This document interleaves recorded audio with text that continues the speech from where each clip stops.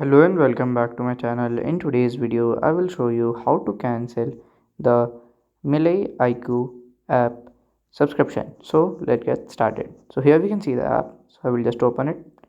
So here you have to click on login and log in with your premium account ID which you have purchased the subscription from.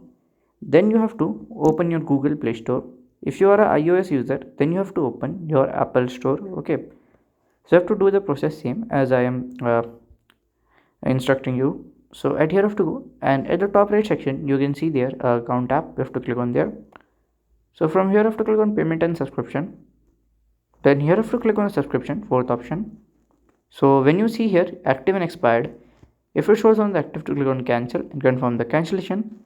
If it shows on the expired ones, just click on remove and confirm the remove. So by this way you can just do it.